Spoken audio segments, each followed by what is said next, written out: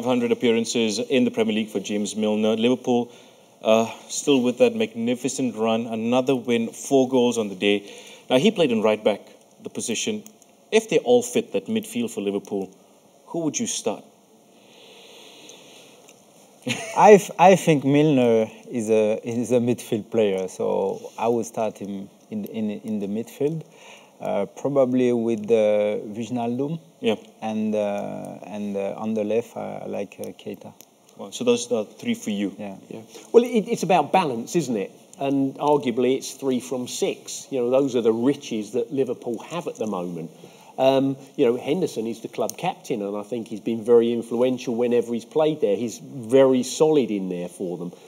But I think James Milner is also very solid and maybe gives them a little bit more creativity. So I think I would probably go Keita, because I think he's probably the most creative, although he's finding his way a little bit.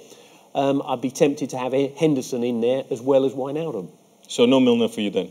Well, based on what I've just said, exactly, yeah. But the beauty is that they can perm any of those 3, and it's about fitness and what games you've played and who you're playing against. And the man who's perfectly positioned to make that choice, of course, is Jurgen Klopp. But he wouldn't necessarily agree with me, would he? Fair enough. But if you put those 3, the 3 best midfielders for Liverpool right now, and you compare it to the midfields of Chelsea and Manchester City, would you say that those 3 are better or at par with them? I think Manchester City midfield is the best midfield in England right now. Yeah, without a doubt. And that's one of the reasons why Man City sit top of the table at the moment, and Liverpool are, well, correction, Liverpool were currently top of the table, but I think later on today they won't be any longer because of City. The both of you are on Twitter, correct? We are. I have a funny feeling right now all the Liverpool fans are tweeting you, what rubbish nonsense, we are the better midfield. Maybe, but there's another player on that team sheet for Liverpool, a former team member as well for you, Daniel Sturridge. Yeah. You knew him quite well back then. What was he like in the dressing room?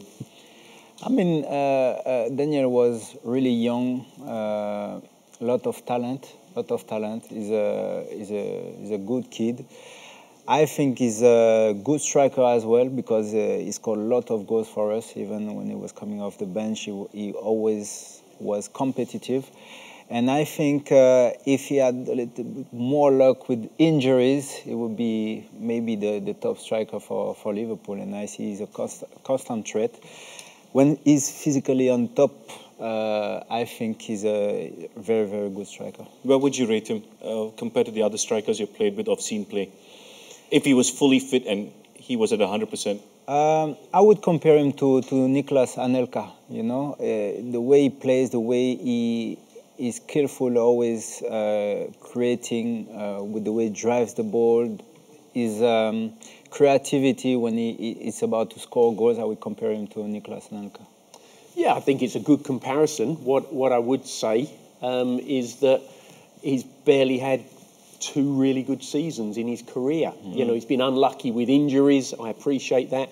There's a little suggestion that his mental strength isn't as tough as it needs to be at the very top end of the game. You know, sometimes you've got to play when it hurts. Yeah. And I don't think he's particularly good at playing when it hurts. Mental toughness. Yeah, of course. You have to kind of go through that pain barrier a little bit. So if he went past that and he was able to do so? I think at the moment, looking across his entire career, and I've already said he's been a bit unlucky with injuries, I don't think he's achieved anything like as much as he should have done. And that's down to, I think, a little bit of a weakness in his character and his mental toughness.